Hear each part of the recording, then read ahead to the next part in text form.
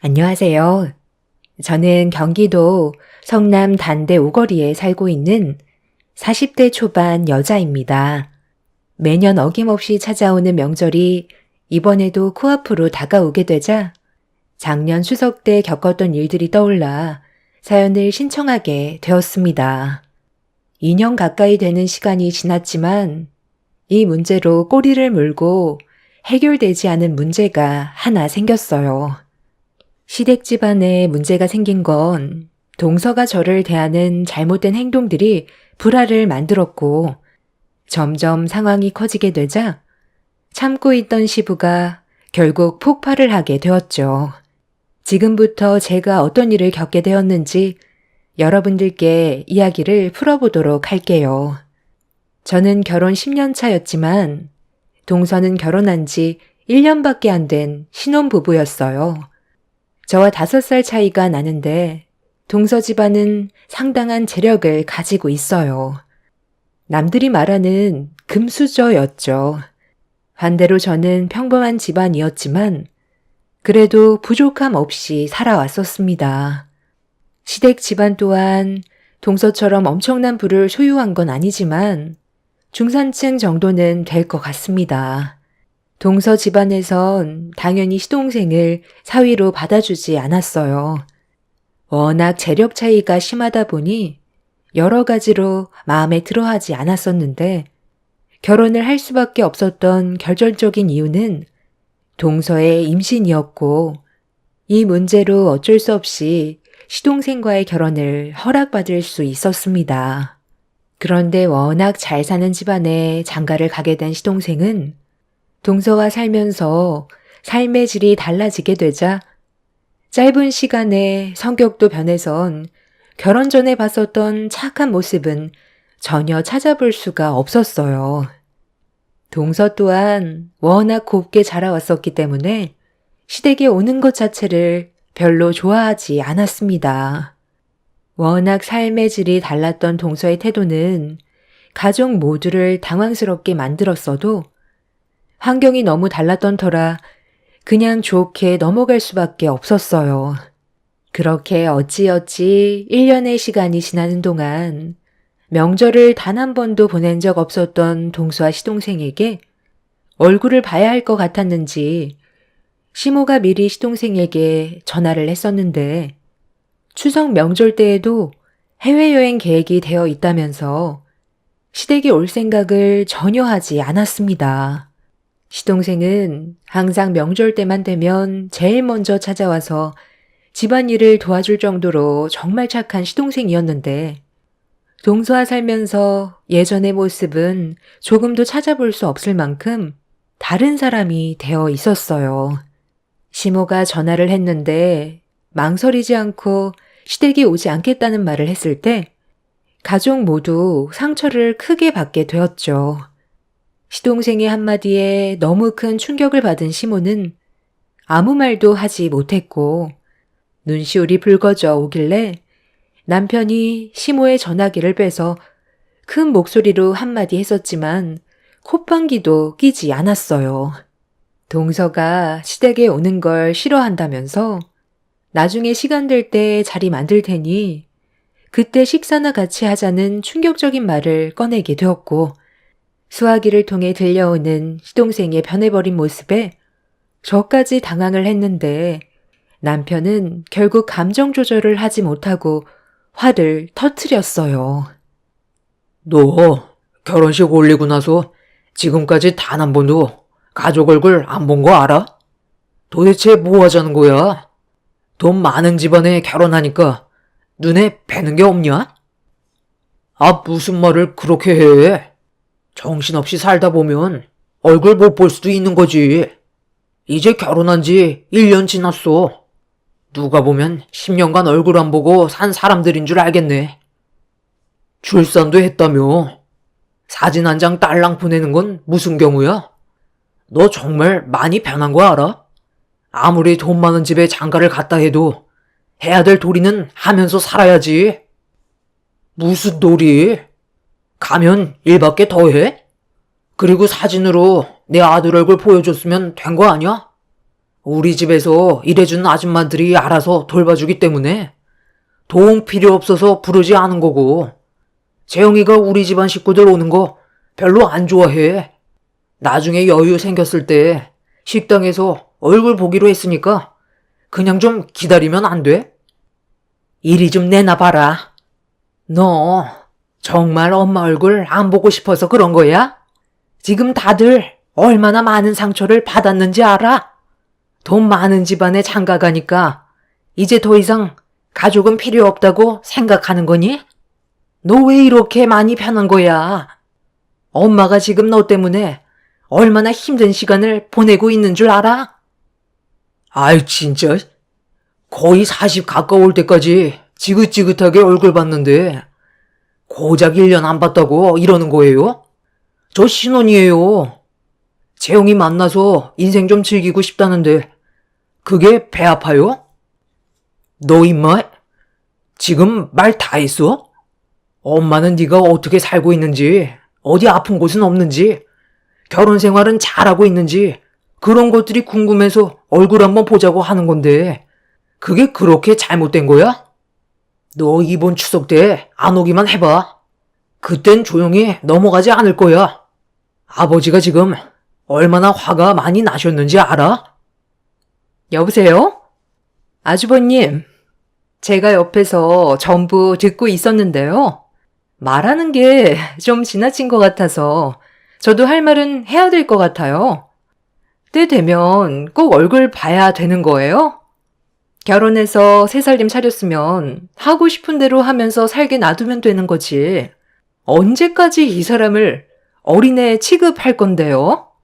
제발 다들 적당히 좀 하세요. 한두 살 먹은 나이도 아니고 알아서 앞가림 할 거고 잊을만 할 때 얼굴 보여줄 테니까 제발 그만 좀 하라고요. 이런 영양가 없는 대화가 얼마나 시간이 아까운 줄 알아요? 저는 시간이 돈인 사람이라고요. 하루가 부족할 정도로 바쁘게 살고 있는데 쓸데없는 곳에 시간을 낭비하면서 살고 싶지 않아요. 동서가 갑자기 튀어나와서 불만들을 털어놓고 끊어버리자 가족들 모두 할 말을 잃어 통화가 끊어진 핸드폰만 멍하니 바라보고 있었어요. 다들 당황해서 어떻게 해야 할지 몰라 서로 바라만 보고 있었습니다. 시동생과 대화하고 있는데 동서가 갑자기 튀어나올 거라곤 누구도 예상하지 못했거든요. 그런데 옆에서 모든 통화를 듣고 있던 시부가 시동생과 동서에게 화가 많이 났는지 평생 얼굴 보고 싶지 않다면서 다시는 연락 같은 거 하지 말라며 분노하셨습니다. 동서와 결혼 이후 180도 변해버린 시동생의 전혀 다른 모습에 실망을 너무 많이 했었던 가족들은 더 이상 어떠한 연락도 하지 않았어요.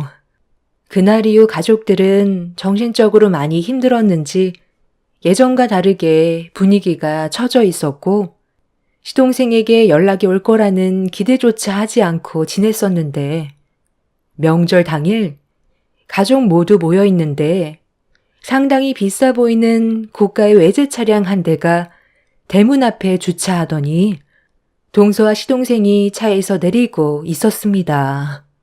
며칠 전까지만 해도 오지 않겠다며 전화통화로 난리를 쳐놓고 아무렇지도 않게 마당으로 걸어오고 있는 시동생 내외를 보고 있는데 반갑거나 좋은 시선으로 바라볼 수는 없었어요. 아휴, 이게 집이야? 툭 치면 무너질 것처럼 낡아 빠진 이런 집에서 어떻게 살았대? 오늘이 마지막인 거 알지? 다시는 여기 올 일 없을 거야. 집안 관리가 전혀 안 되어 있잖아. 이런 곳에 찐득이도 많을 텐데. 나 물리는 건 아니겠지? 당신이랑 결혼하겠다고 인사드렸을 때 식당에서 얼굴 보길 정말 잘했지. 해외여행 일정 하루 미룬 거니까 당신이 하고 싶은 말 확실하게 전달하고 관계 정리해. 집안도 보나봐나 엄청 더러울 것 같은데. 시골집이 다 그렇지 뭐. 몇 시간만 참아. 용건만 간단히 하고 가기로 했잖아. 이렇게 해야 나도 미련 없이 떠날 수 있지 않겠어? 사는 게 왜 이렇게 피곤한지. 찝찝해서 두 다리 뻗고 잠을 못 자겠더라. 아버지, 어머니, 저 왔어요. 정말 오래간만이죠? 한 1년 만인데 크게 달라진 건 없네요. 연락도 없이 갑자기 찾아와서 놀랐어요. 하도 얼굴 좀 보자고 그래서 잠깐 짬 내서 왔어요. 얼마 있지 못하니까 용건만 간단히 할게요. 일단 마당에서 대화하는 것보단 들어가는 게 좋겠죠? 가족 모두 할 말을 잃어버려 시동생 내외를 멍하니 바라만 보고 있었는데 동서는 명절 음식을 만들기 위해 준비하고 있는 저희들을 내려다보면서 인사는 하지 않고 시동생을 따라 집 안으로 먼저 들어갔습니다. 시부는 오늘 잘 걸렸다며 가만두지 않겠다고 양팔 소매를 걷어 올리는데 시모는 흥분한 시부를 진정시키면서 일단 무슨 말을 하려는지 드러나 보자고 집으로 서둘러 들어갔어요. 그리고 뒤이어 아무 말 없이 시모의 뒤를 따르자 시부도 화를 억누르며 집으로 들어갔습니다. 시동생 내외가 거실에 앉아 있는데 동서는 집안을 두리번거리면서 불쾌해하는 눈빛으로 시댁에 잠깐 있는 것조차 싫어하고 있었습니다. 이런 집에서 그동안 어떻게 살아온 거야? 나는 지금이라도 당장 뛰쳐나가고 싶은데 당신 나랑 결혼하길 정말 잘했지? 지금은 펜트하우스에서 살고 있잖아. 그러니까 내가 너 만나서 인생 역전했지 뭐. 아, 그렇게 보고만 있지 마시고 일단 앉으세요. 할 얘기가 좀 있거든요. 연락도 없이 찾아와서 많이 놀라셨어요? 갑자기 일정이 좀 바뀌는 바람에 그 시간 어떻게 활용할까 생각하다가 저번에 통화한 것도 생각나고 오늘이 명절이라서 잠깐 할 말이 좀 있어서 갑자기 찾아왔어요. 일단 이것부터 받으세요. 아, 별거 아니에요. 용돈이나 하시라고 좀 챙겨 넣었으니까 그걸로 그동안 못하셨던 거 하세요. 여행도 좀 다니시고요. 이제 농사일 같은 거 그만해도 되잖아요. 지겹지도 않으세요? 아니면 이 낡아빠진 집 처분하고 시내로 들어오시던지 하면 되겠네요. 잘 지내고 있는 얼굴 봤으니까 이제 됐죠? 너 지금 뭐 하자는 거야? 혼자 멋대로 찾아와서 돈 봉투 올려놓으면 끝인 거야? 도대체 1년 동안 뭘 어떻게 살아왔길래 이렇게까지 변한 거야? 원래 사람은 환경에 맞게 변화되게끔 만들어진 거 아니에요? 저에게 주어진 삶에 최선을 다하며 사는 건데 그게 뭐가 문제라는 거예요? 저번에도 똑같은 말씀 하시던데 저 예전에 제가 아니에요. 지금 걸치고 있는 것만 봐도 모르겠어요? 완전히 다른 사람으로 살아가고 있다고요. 그리고 결혼을 했으면 현재의 가정에 충실하면 되는 거지. 하루가 모자랄 정도로 시간이 부족한데 꼭 얼굴 봐야 돼요? 서로 잘 살고 있는 것만 확인하면 되는 거지. 이 먼 시골 깡촌까지 들어와야 하냐고요. 전화 통화하는 것조차 저에게는 아까운 시간이기 때문에 그렇게 낭비하고 싶지 않았을 뿐이에요. 저희 신혼이에요. 한창 즐겁게 보낼 시간에 전화해서 언제 얼굴 볼 수 있냐고 계속 보채시면 제 기분이 어떻겠어요? 당연히 좋은 말이 나올 수가 없겠죠. 아마 오늘이 마지막일 거예요. 다시는 이 집구석에 오지 않을 테니까 보고 싶었던 얼굴 보여드렸으니 실컷 보세요. 온 김에 그래도 엄마가 해준 명절 음식 한 숟갈은 뜨고 가야 하지 않겠어요? 용돈으로 2억 넣어드렸는데 그 정도는 해줄 수 있잖아요. 그래도 엄마 음식 솜씨 하나는 비싼 레스토랑에서 먹는 음식 따라갈 수는 없더라고요. 형수님, 저희 엄마 음식 만드는 것 좀 잘 도와주세요. 뭐야? 그건 계획에 없었던 일이잖아. 여기에서 지금 밥을 먹겠다고? 내가 이런 분위기 속에서 음식이 입으로 넘어가겠어? 볼일 끝났으면 그만 일어나면 안 되는 거야? 그래. 볼일 끝났으면 이제 그만 일어나라. 나도 더 이상 너희들 얼굴 보고 싶지 않다. 그리고 이 돈 도로 가져가라. 우리 집안이 거지 집안도 아니고 이딴 돈 구걸하려고 전화한 줄 알아? 내 눈앞에서 썩 꺼져라. 앞으로 네가 어떻게 살던 절대 신경 안 쓸 테니까 2번 다시 연락하지 말거라. 시모가 자리에서 일어나자 시부는 거실 테이블에 올려져 있던 돈 봉투를 주워들어 시동생의 얼굴에 던져버렸어요. 시동생은 어이가 없다는 표정을 지어 보이면서 시부를 노려보고 있었습니다. 처음 보는 시동생의 달라진 모습은 저희 가족에게 엄청난 상처로 돌아왔고 저 또한 동서내외가 서둘러 나가주길 원하고 있었죠. 그런데 방으로 들어가려던 시모가 몸을 돌리더니 여기까지 왔는데 그냥 돌려보내는 건 예의가 아니라면서 동서 보고 자리에서 일어나라고 하더니 목소리를 높여 주방으로 불렀습니다. 동서는 귀찮다는 얼굴로 툴툴거리면서 자리에서 일어나 주방으로 향하길래 혹시라도 무슨 일이 생기게 될까봐 저도 주방으로 따라 들어갔어요. 네가 우리 집안의 며느리로 들어왔다면 기본적으로 해야 될 도리는 하는 게 맞는 거다. 며느리가 됐으면 당연히 명절 음식 정도는 해봐야 되지 않겠어? 네? 저보고 지금 이 좁아터진 주방에서 전을 부치라고요? 지금까지 살면서 제 손으로 음식 만들어 본 적 단 한 번도 없는데요? 저 그냥 집으로 돌아갈게요. 어딜 돌아가? 돌아오는 건 마음대로 들어왔겠지만 나가는 건 내 허락 없이 절대 안 된다. 머리채 뜯기고 싶지 않으면 시키는 대로 해라. 알겠니? 시모는 동서에게 앞치마를 던지더니 뒤집개를 강제로 손에 쥐어줬어요. 그리곤 저에게 전 부치는 방법 좀 알려주라면서 주방에서 나가셨는데 혈압이 많이 오르셨는지 휘청거리시며 방으로 들어가셨습니다.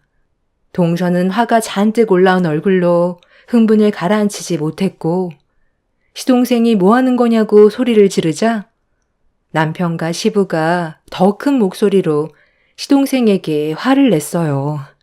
분위기가 점점 심각해지고 있는데도 동서는 눈치 없이 상황 파악을 전혀 하지 못하고 시선이 거실로 향한 저에게 발로 제 다리를 툭툭 치더니 갑자기 어이없는 말을 꺼냈고 그 말을 듣게 된 저는 할 말을 잃어버려 동서를 멍하니 바라만 보고 있었습니다. 형님, 내가 왜 이런 대우를 왜 도대체 받아야 되는 거예요? 용돈으로 2억이나 지어줬으면 떠받들어야 되는 게 당연한 거잖아요.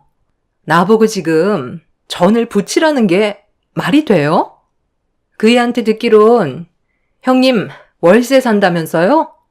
한 달에 60만 원씩 매달 나간다고 들었는데 나 대신 전 붙여주면 지금 이 자리에서 월세 60만 원 바로 싸드릴게. 그러니 형님이 나 대신 전 좀 붙여요. 맨날 하던 짓일 텐데 괜찮은 조건 아닌가? 그냥 시원하게 100만 원으로 맞춰줄 테니 명절 한상 제대로 좀 차려봐요. 이왕 온 김에 나도 그이가 먹고 싶다던 명절 음식 얼마나 맛있는지 젓가락 좀 올려보게요. 그럼 그렇게 알고 나는 잠깐 차에 좀 들어가 있어도 되는 거죠? 집이 하나도 관리가 안 되어 있어서 당장이라도 무너질 것 같아 너무 무섭거든요. 그럼 부탁 좀 할 테니까 서둘러 준비해 주세요. 우리가 시간이 많지 않아서요. 듣자 하니까 아주 개념 없는 며느리가 우리 집안으로 들어왔구먼. 처음에는 상당히 격식 있어 보이고 배운 사람 같아서 내 아들과 결혼을 허락했는데 완전 밑바닥부터 다시 배워야 될 정도로 인성교육이 빵점이네. 너는 도대체 저런 골빈 여자가 뭐가 좋다고 쫓아다녀서 결혼까지 한 거야? 배울 점이라곤 하나도 없는데 돈 좀 있는 집안에 혹해서 인생을 망치냐? 너희들이 얼마나 오래 갈 것 같은데? 돈 많은 집안들일수록 사람 알길 우습게 한다는데 너라고 다를 것 같아? 네가 우리 집안에 며느리로 들어왔으면 당연히 해야 될 일인데 그걸 지금 누구한테 시키는 거야? 얘가 누군지 알고 건방지게 니년이 우리 큰며느리한테 전을 붙이라고 명령을 해? 너는 절대 할 수 없는 일을 우리 큰며느리는 내 큰아들을 위해 한 채의 망설임도 없이 간을 떼고 줬다고. 돈이 중요한 게 아니라 사람의 마음이 중요한 거야. 돈이면 단 줄 알아? 니년이 전부 다 해라. 오늘 주방에 있는 음식 다 만들지 못하면 집 밖으로 절대 나가지 못하니까 그런 줄 알아? 남편과 10년의 결혼 생활을 하는 동안 시부가 이성을 잃을 만큼 분노하는 모습은 처음 봤어요. 5년 전쯤에 남편이 강경화로 상당히 힘든 시기를 보낸 적이 있었는데 그때 제가 신체 일부분을 떼어 남편에게 준 적이 있었어요. 그런 선택을 하지 않았다면 남편은 아마 더 힘든 상황이 되었을 테고 제 곁을 떠났을지도 모르죠. 시부모님은 이런 제 결정에 고마워했었고 대단하게 생각하셨어요. 어찌 보면 피 한 방울 섞이지 않은 남인데 부부의 연을 맺었다는 이유 하나로 남편한테 간을 내어준다는 게 쉬운 건 아니잖아요. 수술 이후 저 또한 예전보다는 건강이 많이 약해져서 무리하지 않는 선에서 시모를 도와 집안일을 했었는데 동서가 도와달라는 것도 아니고 돈을 줄 테니 주방일을 저 혼자서 다 하라는 말에 시부는 화가 머리끝까지 올라와 버려 분노를 가라앉히지 못하셨어요.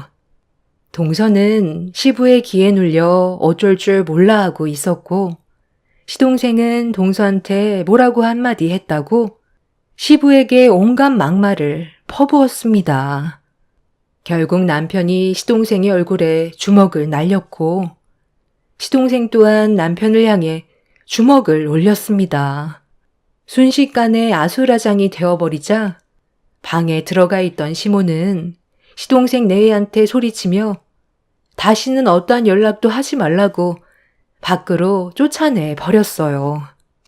시동생은 자신을 밖으로 밀고 있던 시모를 옆으로 강하게 밀치더니 거실 테이블에 올려져 있던 돈봉투를 다시 주워들더니 더러운 집구석 다시는 오고 싶지 않다면서 바닥에 침을 뱉은 뒤 동서를 데리고 집 밖으로 나가 버렸습니다.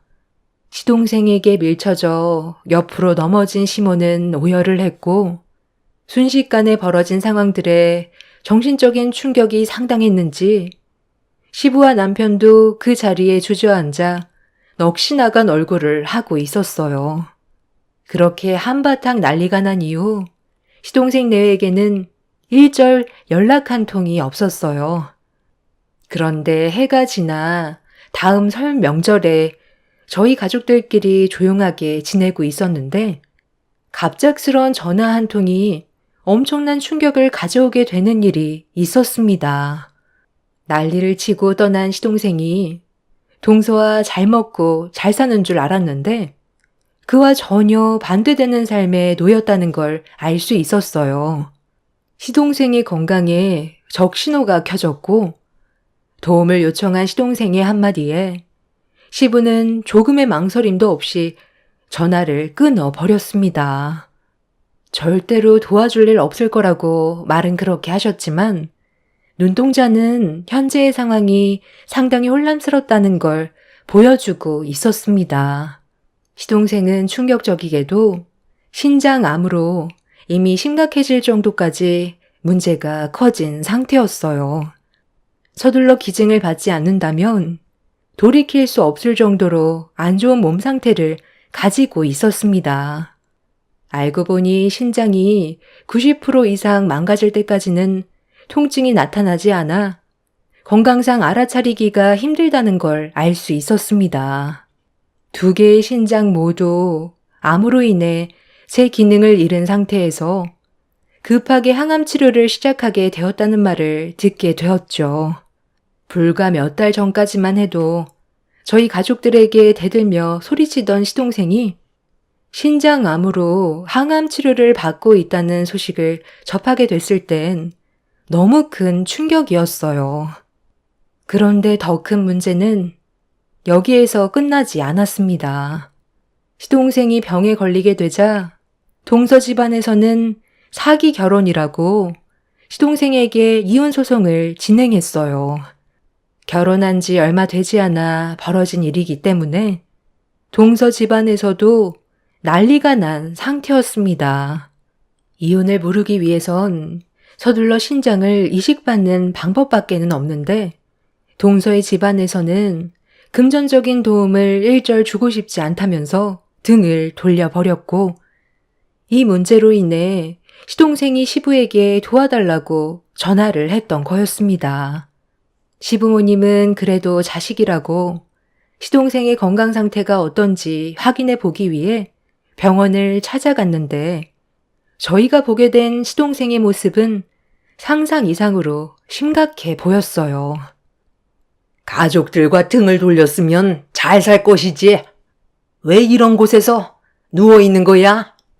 떵떵거리며 보란 듯이 잘 먹고 잘 살아야 될 거 아니야? 너는 엄마 아빠 보기 안 부끄럽니? 제가 두 분께 무슨 말을 할 수가 있겠어요. 못난 아들 철없이 굴어서 정말 죄송합니다. 그저 돈 걱정 없이 사는 삶이 너무 행복했었어요. 돈에 취해 기본적으로 당연히 해야 될 것들도 하고 싶지가 않았어요. 그래서 두 분의 말에 귀를 닫아버린 것 같아요. 이제 와서 생각해보니 제 자신이 너무 한심해요. 아, 때마침 오셨네. 어떻게 얼굴 보고 얘기해야 되나 고민이 많았었는데 전부 다 한자리에 모였으니까 본론만 얘기할게요. 저 이 사람과 이혼 도장 찍었어요.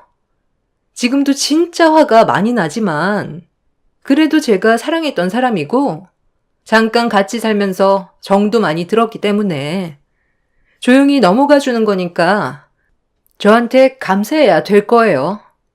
저희 부모님이 저 사람 상대로 소송 걸겠다고 했을 때 저도 그렇게 하고 싶었지만 저희 둘 사이에서 태어난 아이 때문에 최대한 좋게 해결 보려 했던 것 뿐이에요. 저기요, 이제 들어오셔도 돼요. 아줌마, 저분한테 아이 건네주세요. 곰곰이 생각해 봤는데요. 아이가 있으면 제가 새 출발하는데 문제가 생기잖아요? 어머님, 손자 얼굴 처음 보죠? 그리고 이거 받으세요. 앞으로 아이 키우면서 들어갈 양육비 넣어드렸어요. 그 정도면 그래도 많이 드렸다고 생각해요. 나머지는 어머님 가족분들이 알아서 하셔야죠. 저 혼자 짊어질 수는 없잖아요? 그냥 깔끔하게 손 털고 싶어서 그런 거니까 서로 조용히 처리하자고요. 소송 안 한 것만도 감사하게 생각하세요. 저희 부모님이 지금 화가 머리끝까지 올라오셨다고요. 저 인간이 글쎄 저한테 뭐라고 한 줄 알아요? 도와달래요. 살 수 있게 해달라는데 그 말이 뭐겠어요? 제 신장을 떼어달라는 말이잖아요. 이식받지 않는다면 오래 살아갈 수 없다던데요? 이식자 대기도 많아서 차례 기다리다 세상 떠날 수 있다던데. 문제는 이식을 해준다 해도 몸에 이미 전이가 되어 있으면 하나마나인데 왜 제 몸 아파가면서까지 신장을 나눠줄 수는 없죠. 괜히 일 크게 만들지 말고 조용히 정리하자고요. 저희 부모님 잘못 건들면 어머님 집안 뼈도 못 추리는 거 알고 있죠? 돈이면 뭐든 할 수 있는 세상인데 저희 부모님 심기 불편하게 만들었다가 틀어지기라도 한다면 상당히 골치 아파질 거예요. 제가 그 아이를 어머님한테 건네드린 이유도 저희 부모님이 고아원에 보낸다는 거 겨우 말려서 데리고 온 거예요. 이번만큼은 눈치껏 행동하셨으면 좋겠어요. 그래야 뒤탈이 없거든요. 그럼 저는 할 말 다 했으니 그만 돌아가 볼게요. 가족분들 중에 신장 이식해줄 사람이 있을까 몰라? 당신이 그 난리를 치고 떠났는데 자기 신체를 떼어줄 사람이 과연 있을까? 시모는 손주를 품에 안은 채 병실 밖으로 나가는 동서를 덜덜 떨면서 바라만 보고 있었어요. 저희 가족 모두 상황 파악을 하기 위해 머릿속 정리를 해야 될 필요가 있었습니다. 동서는 아이 품에 껴놓은 돈봉투에 5억을 넣어놨었고 시부는 시동생에게 한심하다면서 괴로워하셨습니다. 시모 또한 정신적 충격에 아무 말도 못하고 있었어요. 시동생은 계속해서 죄송하다는 말만 반복했고 결국 아이는 시부모님이 돌보게 되었습니다. 이미 이혼 도장까지 찍은 마당에 일을 더 크게 만드는 건 저희 가족들이 불리해질 거라는 걸 뻔히 알고 있기 때문에 문제를 키우고 싶지 않았어요. 시부모님은 그래도 자식이라고 시동생을 살리기 위해 치료에 필요한 건 적극적으로 도와주셨지만 시동생의 건강은 시간이 지날수록 점점 악화가 되어가고 있었습니다. 신장을 언제 이식받게 될지도 모를 상황이라 고민 끝에 시부는 신장을 나눠주기로 결심을 하셨습니다. 가족 간 이식이 제일 좋은 방법이긴 하지만 시부의 연세가 있어서 망설일 수밖에 없었는데 시동생의 건강이 날이 가면 갈수록 안 좋아져서 결국 평소 몸 관리를 철저히 하셨던 시부가 이식을 해주기로 결정하게 되었습니다. 가족 모두 걱정을 하고 있지만 치료가 무사히 잘 끝나길 간절히 바라고 있습니다. 이번 추석이 지나면 바로 수술에 들어가게 될 텐데 모두가 무사히 성공적으로 잘 해결됐으면 좋겠어요. 그리고 아주 잠깐이었지만 동서였던 그 여자는 저번 달에 음주운전으로 역주행을 하다가 트럭과 정면 충돌을 하게 되는 큰 사고를 당했다고 들었습니다. 목숨은 건졌지만 반신불구라고 하더라고요. 하는 짓을 보면 언젠간 그런 일이 터질 것 같은 느낌은 들었지만 막상 이런 소식을 접하게 되니 많이 놀라긴 했어요. 사고 소식을 듣고 건강이 안 좋은 시동생은 울다 웃다 한참을 정신 나간 사람처럼 오열했어요. 아무래도 복잡 미묘한 마음에 지난날에 대해 깨닫게 되지 않았나 생각이 듭니다. 이번 일을 통해서 여러 가지로 많은 생각을 하게 됐어요. 그리고 가족의 소중함도 다시 한번 깨닫게 되었습니다. 시동생도 정신 차렸으니 앞으로 저희 가족에게 더는 불행이 찾아오지 않았으면 좋겠어요. 이번 수술이 성공적으로 끝나 모두가 서로 웃으면서 다시 예전처럼 돌아왔으면 좋겠네요. 제 사연 들어주셔서 정말 감사합니다. 안녕하세요. 60이 넘는 나이에 평소 즐겨 듣던 채널에 제가 겪었던 사연을 신청하게 될 거라곤 상상조차 하지 못했었는데 너무 큰 충격을 받았던 사건이라 고민 끝에 익숙치 않은 컴퓨터 앞에 앉았습니다. 그때의 상황을 여러분들께 최대한 전달할 수 있게 노력할 테니 끝까지 들어주시면 감사하겠습니다. 5년 전에 제 막내딸이 결혼을 했어요. 사위가 예의 바르고 제 딸을 잘 지켜줄 것 같은 확신이 들어서 허락을 하게 되었죠. 그렇게 막내딸의 얼굴에는 행복이 가득해 보였고 이쁜 손녀딸 하나 낳아 열심히 사는 모습에 잘 지내는 것 같아 걱정하지 않고 있었는데 어느 날부터 제 딸의 행동이 좀 이상해지기 시작했어요. 저희 집과 딸의 집 간의 거리가 좀 있긴 했지만 그래도 한 달에 한 번 정도는 얼굴을 볼 수 있었는데 일이 바쁘다면서 한동안 오지 않았었어요. 처음에는 당연히 제 딸에게도 사정은 있으니 그러려니 했었어요. 부담 주기 싫었고 잘 꾸려가는 가정이 화목하길 바라는 마음에 저희 집에 오는 걸 강요하지 않았습니다. 제 앞에서 워낙 밝게 웃으면서 잘 지내고 있다는 모습을 보여준 딸이었기 때문에 집안에 문제가 생겼을 거라곤 예상하지 못하고 있었죠. 그런데 갑자기 늦은 새벽 시간에 손주를 안고 찾아온 딸이 온몸이 비에 젖어 제가 보고 싶어서 왔다며 집으로 들어왔어요. 얼굴에는 그늘이 가득했고 그 모습을 보는 순간 집안에 일이 생겼다는 걸 알 수가 있었습니다. 마음 같아선 무슨 일이 있었냐고 물어보고 싶었지만 부담을 주기 싫어서 먼저 얘기해 주길 기다리고 있었습니다. 비에 젖은 딸과 손주를 닦아주며 갈아입을 옷을 건네줬어요. 딸은 그날 너무 피곤하다면서 다음날 대화하길 원했고 저는 갑자기 찾아온 딸이 걱정이 돼서 잠 한숨 잘 수가 없었어요. 깊은 생각에 빠져 있다 보니 어느새 날이 밝아와 오래간만에 얼굴을 보게 된 딸에게 맛있는 아침 식사 한 끼를 차려주고 싶어 좋아하는 음식들로 한 상 준비했어요.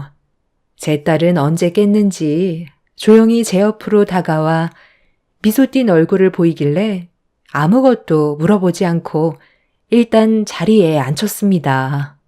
제 딸이 마음 편히 아침을 먹을 수 있게 일찍 잠에서 깨어난 손녀를 챙겨주고 있는데 손녀가 저에게 충격적인 한마디를 꺼냈어요. 상의에 딸이 좋아하는 가지나무를 묻혀놨었는데 그걸 손으로 가리킨 손녀가 저를 보며 제 딸 몸도 가지 색깔이라면서 황망한 말을 내뱉은 4살 손녀의 한마디에 저는 얼굴이 굳어져 딸의 몸을 쳐다봤어요. 긴 옷으로 가려져 있어 보이진 않았지만 혹여나 제가 보기라도 할까봐 딸은 당황해서 옷을 고쳐 입고 있었어요. 할머니한테 그런 말 하는 거 아니라고 화를 내는 딸의 모습에 이상함을 느낀 저는 조심스럽게 다가가 몸을 살피기 시작했어요.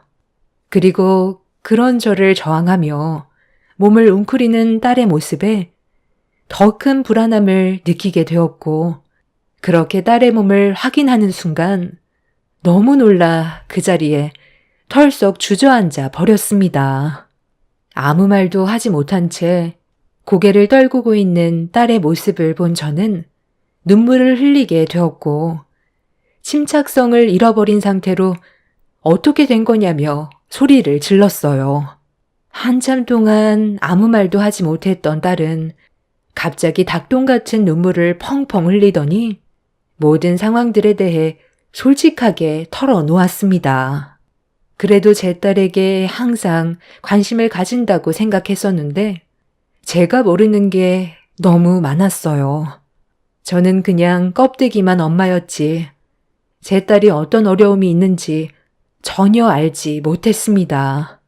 화가 머리끝까지 올라온 저는 곧바로 사위한테 전화를 했어요. 제가 분노하면서 당장 집으로 튀어오라고 하자 사위는 대꾸도 하지 않고 끊어버리길래 다시 전화를 하니 핸드폰 전원이 꺼져 있었습니다.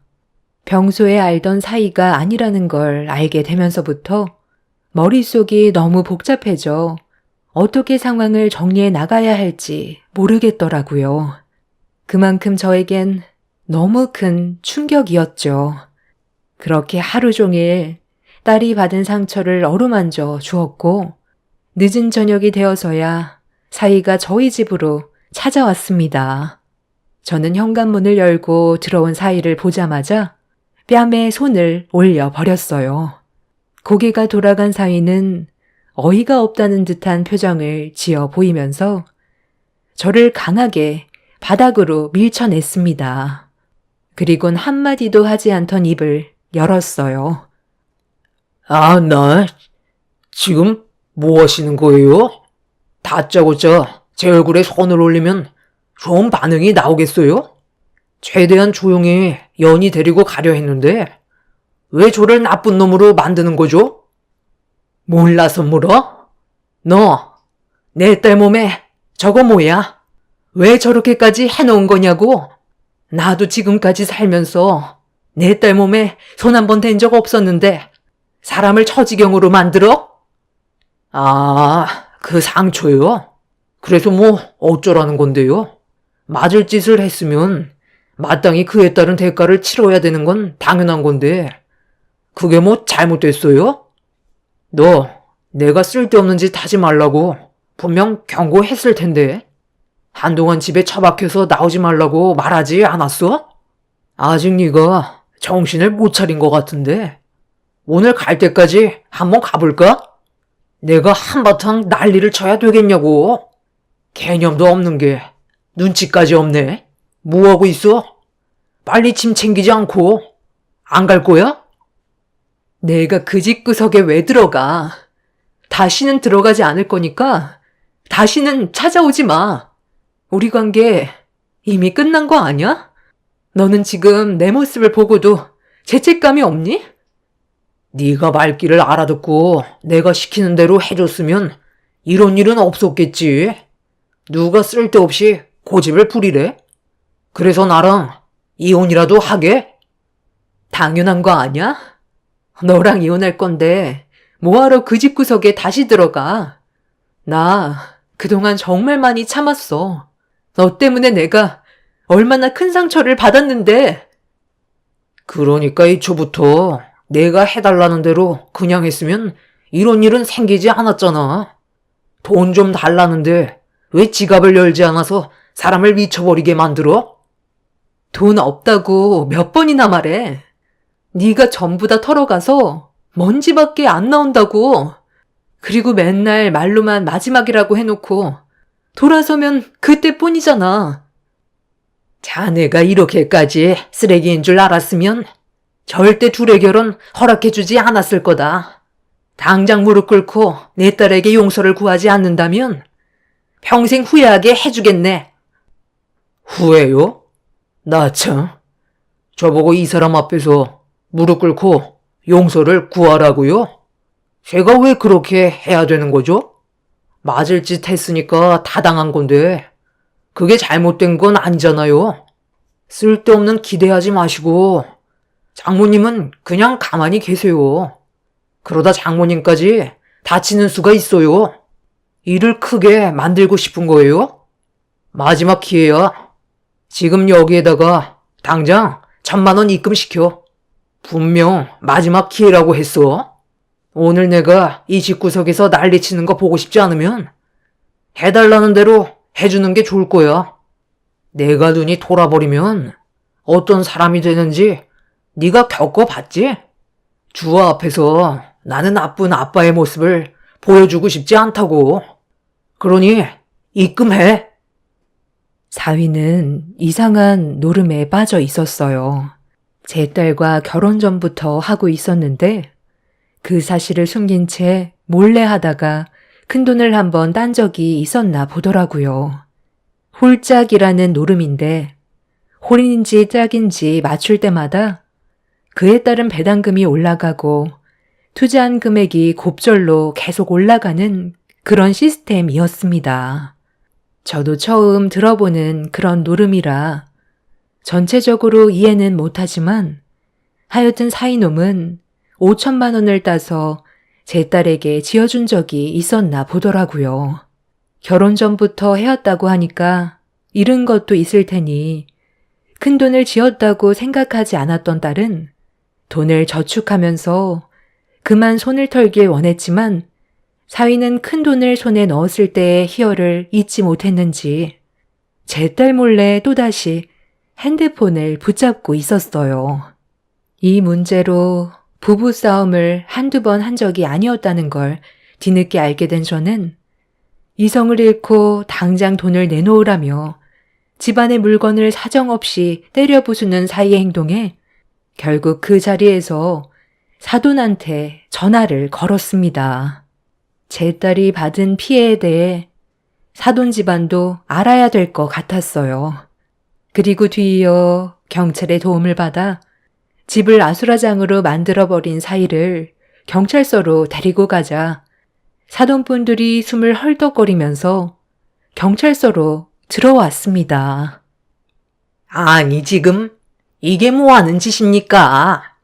집안일을 온 동네에 다 떠들고 다닐 작정이세요? 내부에서 좋게 정리하면 되지. 왜 일을 크게 만들어요? 좀 전에 제가 전화드렸을 때 전부 설명을 했을 텐데요. 김서방이 제 딸을 어떻게 했는지 다시 설명할까요? 몸에 성한 곳이 한 군데도 없을 정도로 얼마나 심각한데 어디서 큰 소리예요? 어차피 용서해줄 마음 절대 없고 그대로 고소 진행할 겁니다. 사이라는 놈이 노름에 빠져서 집안을 무너뜨린 것도 모자라 제 딸에게 손찌검까지 했으면 갈 때까지 간 건데 제가 선처해 줄 것 같아요? 법대로 진행할 거고 저희 가족이 받은 피해 그대로 돌려줄 겁니다. 아유, 남들이 보면 누구 하나 세상 떠나게 만든 줄 알겠네. 고소를 진행한다고요? 해볼 테면 한번 해봐. 나는 뭐 가만히 있을 줄 알아? 내 아들이 오죽했으면 이런 거에 매달렸겠어? 집안의 가장으로서 돈은 벌어야 되고 매달 받는 돈은 똑같으니 생활이 달라질 것 같지 않아 변화 좀 주려고 했던 거 아니야? 그러면 뭐해요? 힘들게 돈 땄으면 그걸로 그만하고 일상으로 돌아오면 되지. 그새를 못 참고 또다시 앱에 접속해서 월급 받은 거 그대로 꼬라박아서 전부 잃었는데 어떻게 잘 먹고 잘 살아갈 수가 있겠어요. 결국 5천만 원 다시 도로 가져갔고 한 푼도 안 남기고 증발해 버렸다고요. 이런 삶 너무 지쳤고 더는 함께할 생각도 없어요. 제 딸이 아빠란 사람한테 뭘 보고 배우겠어요? 어렸을 때부터 노름하는 모습이나 보여주고 있고 자기 마음에 안 들면 손부터 올라가는데 애 교육상에 좋겠냐고요. 이혼은 당연한 거고 제가 받은 피해에 대해서 고발할 거예요. 콩밥을 먹여도 어차피 저런 인간 자기 잘못이 뭔지도 모르겠지만 그동안 제가 받았던 상처에 대해 보상받으려면 이 방법밖엔 없어서요. 저런 쓰레기만도 못한 놈 다시 반품할 테니 당장 데리고 가세요. 그날 경찰서에서 양가 집안 서로 얼굴을 붉히며 막말을 퍼부으면서 몸싸움까지 일어났었어요. 저희는 변호사를 선임해 사위에 대한 법적 처벌을 어디까지 할 수 있는지 상담을 시작했는데 상대 집안 또한 본인들이 억울해하는 부분들에 대해 저희한테 고소를 진행했어요. 이미 사위는 법적 처벌을 면하지 못할 정도로 심각한 행동을 저질렀기 때문에 저희는 승소하는 건 당연한 거였지만 상대 측에서 사위의 형벌을 줄이기 위해 온갖 거짓으로 계획을 하고 있었어요. 그렇게 법적 공방이 오고 간 끝에 법정에서는 저희 가족의 손을 들어주었고 사위는 6개월의 형량을 선고받았습니다. 제 딸이 받은 상처에 비해서는 너무 처벌이 적어서 불만이었는데 사돈 측에서는 6개월도 많다며 항소를 했지만 사위의 제가 너무 뚜렷했기 때문에 받아들여지지 않았습니다. 그렇게 제 딸과 사위는 이혼을 하게 되었고 받은 피해에 대해 손해배상 또한 받게 되면서 관계의 정리가 끝이 날 수 있었는데 문제는 6개월 뒤에 일어났어요. 사위가 출소한 이후 손녀를 핑계로 집에 찾아와 제 딸을 괴롭히기 시작했습니다. 이혼한 마당에 이사까지는 생각을 못했었는데 본인이 6개월의 형량을 살고 나왔다는 거에 분노를 가라앉히지 못해 계속해서 집에 찾아와 저와 제 딸을 못살게 괴롭혔어요. 이 문제로 접근 금지 신청을 했었지만 일정 거리를 두면서 정신적으로 상당히 힘들게 만들었어요. 결국 참다 못한 제 딸이 멀리 숨어서 지켜보고 있던 그놈에게 달려가 몸을 돌리면서 소리를 질렀습니다. 지금 뭐 하자는 거야? 너랑 나 법적으로 이제 남이야. 그리고 접근 금지 신청을 했기 때문에 계속 이런 식으로 행동하면 또다시 처벌받는다는 거 몰라? 신고할 테면 어디 한번 해봐. 평생 너 주위에서 맴돌 거고 내가 이런 6개월의 시간 전부 보상 받을 거야.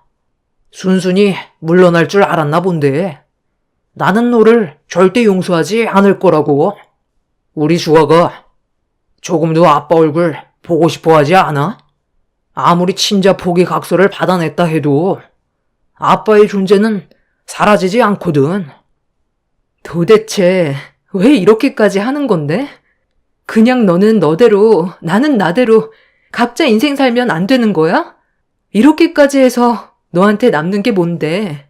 시간만 버리는 거라고. 네 눈앞에서 주아가 완전히 사라지는 걸 보고 싶지 않으면 이번 달 내로 1억 만들어 와. 나 이대로 절대 못 끝내. 네가 주아랑 아무 일 없이 조용하게 살고 싶으면 내가 말한 조건에 대해 순순히 들어주는 게 좋을 거야. 너도 알지? 나는 한 번 물면 끝까지 물고 늘어지는 성격인 거. 이사 가봤자 너 하나쯤 찾는 거 시간 문제야. 누가 더 힘들 것 같아? 나는 어차피 잃을 거 하나 없거든. 남아있는 거라곤 이 몸뚱이 하나인데 뭐가 두렵겠어? 다시 징역 들어간다고 해서 내 삶이 크게 바뀌지 않기 때문에 조금도 망설이지 않고 행동으로 옮길 수 있다는 거 잊지 마. 나는 내 딸 데리고 가고 싶으면 언제든지 할 수 있어. 그렇게까지 되는 걸 원하는 건 아니지? 그만하지 못해? 이 인간 쓰레기 주제에 어디서 지금 내 딸한테 겁을 주고 있어? 너까지 게 뭘 할 수 있는데? 징역 사는 게 체질인가 본데 원한다면 지금 당장 다시 들어가게 해줄까? 징역 살고 나온 지 얼마 안 돼서 또 사고 치면 네가 받았던 형벌보다 훨씬 더 무거운 처벌이 내려진다는 걸 모르나 봐. 평생 나오지 못하게 만들어 줄까? 저번에도 그러더니 이번에도 또 끼어드시네. 놓친 내가 노망이 들었나? 지금 상황 파악이 안 돼? 내가 눈 돌아가는 거 보고 싶은 거야? 사위는 예전과는 전혀 다른 모습으로 저를 노려봤어요. 징역을 살고 나온 이후 눈빛은 아예 맛이 가버렸고 눈에 뵈는 게 없다는 걸 보여주기라도 하듯 주변의 물건을 사정없이 던지며 공포를 조성하고 있었습니다. 그 순간 잘못 건드렸다간 제 딸에게 피해가 커지게 될까봐 그 자리를 급하게 피해버렸어요. 풀리지 않는 족쇄에 묶여버린 것 같아 고민이 많았었고 저희 가족을 무너뜨리려 하는 그놈을 절대 용서하고 싶지 않았습니다. 딸과 집으로 돌아온 이후 한참 동안 어떻게 해야 할지 고민을 하고 있었는데 제 핸드폰에 갑자기 전화가 울리길래 확인해 보니 10년 전에 이혼을 했던 전 남편의 번호였어요. 별로 받고 싶지 않아 거절을 했는데 곧바로 문자 한 통이 와서 확인을 해보니 전 남편이 보낸 문자였습니다. 저희 가족의 상황을 대충 알고 있는 듯 잠깐 얼굴 좀 보자며 약속 장소를 적어놨습니다. 도대체 어떻게 된 거야? 오래간만에 연이랑 잠깐 통화했었는데 무슨 일 있었던 거야? 말을 잘 안 하고 울기만 하길래 걱정돼서 당신한테 연락한 거야. 지금 당신 딸 연희가 상황이 좋지 않아. 당신도 알겠지만 5년 전에 결혼했던 거 알고 있지? 그런데 사이라는 놈의 잘못된 행동들로 인해 이혼을 하게 됐거든. 6개월 징역까지 받고 나왔는데 다시 내 딸 앞에 나타나서 괴롭히고 있어. 이번 달 안에 1억을 만들어 오지 않는다면 4살밖에 안 된 손녀를 데리고 사라져 버리겠대. 화가 잔뜩 올라와 있어서 말만 하는 게 아닌 행동으로 옮길 것 같아. 징역을 살고 나왔다는 거에 분노를 가라앉히지 못하고 있어. 그놈 노름에 빠져 있거든. 당신 딸이 지금 위험에 처해 있고 당신은 사진으로만 봤던 4살 된 손녀의 안전도 보장할 수가 없어. 이건 사건 당시 사진들이야. 사이였던 그놈이 내 딸에게 저지른 흔적들이라고. 내 두 눈으로 직접 보는데 얼마나 마음이 아팠는지 알아? 경찰에게 도움을 요청한 상태이니까 당신은 개입하지 않았으면 좋겠어. 내가 다 해결할 거고 이 문제 때문에 변호사와도 상담 중이야. 하루하루가 사는 게 정말 힘들지만 분명 해결할 수 있는 방법은 있을 거야. 전 남편은 어떤 일이 있었는지 묵묵히 듣고 있었고 핸드폰 사진 속의 흔적들을 보고 손을 부들부들 떨었습니다. 가끔 연락하고 지내는 건 알고 있었지만 전 남편이 개입하는 건 원하지 않았습니다. 제가 전 남편과 10년 전에 이혼을 하게 된 이유는 저와 약속을 깨버려 너무 큰 상처를 받아 갈라서게 됐었어요. 전 남편은 예전에 안 좋은 무리에 속해 있었습니다. 저와 만나면서 손을 털었고 딸 둘을 낳아 행복하게 잘 살아오고 있었어요. 전 남편은 가정을 위해 예전과는 다른 정직한 삶을 살기 위해 많은 노력을 했었죠. 하지만 한번 무리에 속해 있던 사람은 쉽게 빠져나오기가 힘든 건지 주위에서 전 남편을 계속 못 살게 굴었습니다. 그 사람들은 다시 무리에 속해주길 원했고 전 남편과 함께 운영하던 치킨 가게에 찾아와 장사를 하지 못하게 행패를 부리면서 곤란한 상황을 계속 만들었어요. 다른 지역으로 이사를 가도 그 사람들을 끊어낼 수는 없었습니다. 결국 저와 딸들의 안전에까지 위협이 되기 시작하자 남편은 저 몰래 다시 무리에 속하게 되었고 거짓된 생활을 하게 되었습니다. 당연히 금방 들키게 되었지만 그 뿌리를 뽑아내기에는 쉽지 않았어요. 경찰에 신고도 해보고 저 나름대로 상황을 정리하기 위해 정말 노력을 많이 했었는데 모든 상황들이 쉽지가 않아 전 남편과의 사이는 점점 멀어졌고 결국 버티다 못해 10년 전에 이혼을 결정하게 된 거였습니다. 그게 제일 현명한 방법이라고 생각했어요. 전 남편도 과거의 잘못된 선택으로 인해 후회를 많이 했었지만 이미 한번 발을 들였기 때문에 벗어날 수는 없었죠. 그렇게 이혼을 하게 된 이후 저와 딸들은 안전한 생활을 보장받을 수는 있었어요.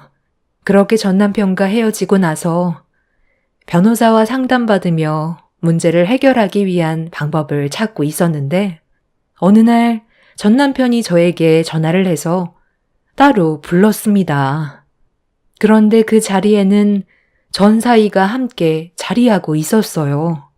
좀 당황하기는 했지만 전 남편이 무슨 생각으로 전 사이와 저를 불렀는지 들어는 봐야 할 것 같아 자리에 앉았습니다. 무슨 일 때문에 나를 부른 거야? 내가 저 쓰레기보다 못한 놈의 얼굴을 보고 싶어 하지 않는다는 거 당신도 잘 알잖아. 내가 뭘 들어야 되는 건데? 당신도 옆에서 들어야지. 그래야 내가 어떤 방식으로 일을 처리할지 알 거 아니야. 이 사람도 왔으니까. 그럼 이제 시작하지. 일단 자네 이것부터 받게. 이건 무슨 소리예요? 저랑 지금 장난하세요? 아무리 제가 정신이 나갔어도 대부업 돈은 건들지 않는다고요? 이것 때문에 저를 지금 부른 거예요? 연희 아버지 되시는 분이 그늘진 곳에서 활동하는 그 말이 정말 사실이었나 보네. 이런 걸로 서민들 등쳐먹고 살고 있었어요? 자네가 어떻게 생각하던 그건 상관없다만 내 딸은 건들면 안 되지. 이제 법적으로 아무 사이도 아닌데 자식 핑계로 1억의 돈을 요구했었다면서? 그리고 자네는 그 돈으로 노름을 할 생각이고 돈이 떨어지면 또다시 내 딸에게 접근을 하겠지. 아무리 내가 인생을 막 살았어도 자네처럼 노름에 빠져 가정을 무너뜨린 적은 없었거든. 나는 내 가정을 지키기 위해 정말 열심히 살아왔었지만 상황이 좋지가 않아 어쩔 수 없이 떨어져서 지내는 것 뿐일세. 내가 자네를 만나자고 한 이유는 돈을 빌려주기 위해서 부른 거니 일단 자리에 앉고 내 말 끝까지 들어보는 게 좋을 거야. 알아보니 자네 핸드폰에 있는 그 노름이 우리 업계에서도 꽤 유명한가 보더라고. 나는 자네 때문에 처음 접하게 됐지만 알아본 결과 다른 쪽 사람들이 그 앱의 운영자라는 걸 알 수 있었네. 그런데 그쪽 사람들이 우리와 꽤 친분이 있는 사람들이거든. 오며 가며 밥 한 끼 하는 정도니 한마디 정도는 해줄 수 있다는 거야. 자네가 내 사이라고 한마디만 하면 자네가 투자하는 배당금이 달라진다는 소리야. 무슨 말인지 대충 알겠나? 한 번 이길 때마다 배당률이 높아진다면서? 그런데 VIP는 배당금이 자네보다 3배는 높다던데. 당연히 그것도 알고 있겠지? 승률도 나쁘지 않다던데. 예전에 5천만 원을 딴 적도 있다는 걸 보니 이쪽에 서질도 있는 것 같고 내가 그쪽 사람들한테 한마디만 하면 VIP 조건으로 맞춰줄 수 있는데 자네에게는 상당히 괜찮은 제안 아닌가? VIP 타이틀을 얻기 위해서는 2억을 선불로 납부해야 된다면서? 그러니까 지금 저보고 VIP로 만들어줄 테니까 그쪽이 빌려주는 돈으로 돈을 따서 갚으라는 거예요? 저한테 지금 사기치려는 거 아니에요? 이 사람이 살면서 속고만 살았나? 여기에다가 회원 아이디 좀 적어보게. 내 말이 틀린지 아닌지 바로 확인시켜 주겠네. 여보세요? 내가 저번에 말한 그거 있지? 그래, 불러주는 아이디 VIP로 좀 부탁하네. 지금 확인해보면 된다고? VIP는 한 달만 유지된다고? 그래, 다음에 밥 한 끼 하자고. 고맙네. 어때? 자네 등급이 바뀌어 있지? 지금부터 한 달의 시간이 주어지게 되었고 예전과는 다른 배당금을 받을 수 있다는 소리야. 한 번만 이겨도 3배의 금액을 주는 거지. 연승을 하면 그 금액은 어마어마하겠지? 하지만 배당금만 올라간 거지. 승률은 바뀌지 않는다고 하더군. 내 딸에게 돈을 달라곤 했지만 1억이라는 돈을 받을 수 없다는 거 더 잘 알고 있을 텐데. 그리고 1억이라는 돈을 만들어준다 해도 한 달의 기간이 지나버려 자네는 VIP 등급인데도 제대로 이용을 못하겠지. 어때? 구미가 당기지 않나? 전사인은 VIP 등급으로 변해 있는 자신의 아이디를 보더니 많이 혼란스러운 듯 고민을 하고 있었어요. VIP 등급 옆에 시간이 차감되는 게 눈에 들어와서 그런지 불안해하고 있었습니다. 손톱을 깨물면서 한참 동안 고민을 하던 전사인은 전 남편한테 얼마까지 빌릴 수 있냐는 말에 원하는 대로 빌려줄 수 있다고 금액만 말하라면서 계약서에 사인만 하면 된다고 펜을 건네주었습니다. 전사위는 따는 즉시 갚으면 되는 거 아니냐며 전 남편이 건넨 서류에 5억을 적었어요. 서류를 받은 전 남편은 VIP 등급으로 올려줬고 5억까지 빌려줬으니 다시는 내 딸을 건들지 말라며 빌려준 돈에 대해서는 하루빨리 갚는 게 좋을 거라고 다시 한번 경고했습니다. 대부업에서 돈을 빌린다는 게 얼마나 무서운지 전사이도 알고 있다며 최대한 빨리 갚을 거라고 서둘러 돈을 이체해 주길 바랐어요. 그렇게 전사이의 계좌에 5억의 돈이 송금되었고 전사이는 눈이 돌아간 듯 그 자리에서 정신없이 노름에 빠져 있었습니다. 저는 그런 전사이의 모습에 너무 큰 충격을 받을 정도로 온몸에 소름이 돋았었어요.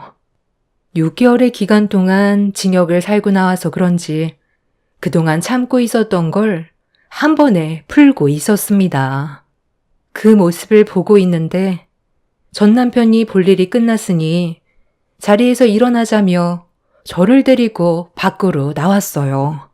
저는 전 남편의 행동을 이해할 수 없어 왜 그런 짓을 했냐고 물어보자 저런 놈은 결국 집안까지 말아먹을 놈이라고 달콤한 냄새에 미끼를 물었으니 절대로 빠져나올 수 없다고 걱정하지 말라면서 저를 집으로 돌려 보냈습니다. 전 남편은 전사이가 집안을 말아먹게 될 거라는 걸 알고 있었던 것 같아요.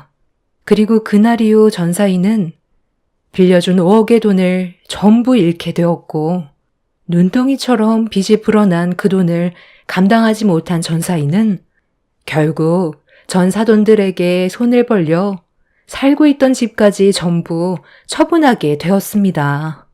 그런데도 재벌은 남 못 준다고 돈을 갚았음에도 정신을 차리지 못한 전사이는 또다시 다른 대부업을 이용했고 이 문제로 전 사돈댁이 전사이를 악착같이 막으려 하자 이미 눈에 뵈는 게 없던 전사이는 자기를 막는다는 이유로 집에 불을 질렀고 두 사돈들은 화재 사고로 인해 세상을 떠나게 되는 불행을 겪게 되었어요. 전사이는 두려움에 도망을 치다 붙잡히게 되면서 평생 세상 밖으로 나오지 못할 징역을 선고받게 되었습니다. 전 남편도 이 문제로 경찰의 조사를 받게 되었고 전사이가 하던 노름앱에 대해 전 남편이 전부 설명하게 되면서 폐쇄 조치가 되었습니다. 그리고 관계되어 있던 사람들 또한 전부 연행이 되었죠. 통제가 되지 않던 전사이에게 만약 저희 가족이 계속 끌려다녔다면 더 큰 화로 다가왔을 겁니다. 전사이는 징역을 살면서도 정신 차리지 못할 겁니다. 그런 놈은 세상 밖으로 나오면 안 된다고 생각해요. 재활용될 수 없는 쓰레기는 하루빨리 폐기 처분해야 되는 게 맞는다고 생각합니다. 전 남편이 이번 사건에 개입을 하지 않았다면 제 딸의 안전은 보장받기 힘들었을지도 몰라요. 전 남편의 방법이 옳은 건 아니었지만 세상의 법에는 구멍이 많다는 걸 알고 있기 때문에 제 딸을 지키기 위해 이런 선택을 했다고 생각합니다. 한 사람의 잘못된 행동 때문에 많은 사람들에게 피해를 주게 되었고 평생 상처로 남게 되는 안타까운 사건이었습니다. 정말 기억하고 싶지도 않네요. 제 사연 들어주신 분들의 주위에 만약 노름에 빠져있는 지인이나 가족이 있다면 영 끊고 사는 게 현재의 가족을 지키는 길이니 하루빨리 정리하시길 바랍니다. 감사합니다. 안녕하세요. 저는 현재 남편과 이혼을 한 지 한 달 된 40대 초반 여자입니다. 지금도 그날 겪었던 충격적인 일로 인해 정신과 치료를 받고 있을 정도로 힘겨운 삶을 살아가고 있습니다. 사람은 자신이 원하는 걸 얻기 위해선 무슨 짓이든 다 할 수 있다는 걸 이번 일을 통해 확실하게 알 수 있었어요. 여러분들께서도 아마 제 사연을 듣게 되신다면 전혀 예상하지 못한 전 남편의 행동에 엄청난 충격을 받게 되실 테고 제가 왜 이혼을 했는지 이해하실 것 같습니다. 저희 부부관계에 문제가 생기기 시작한 건 6개월 전부터였어요.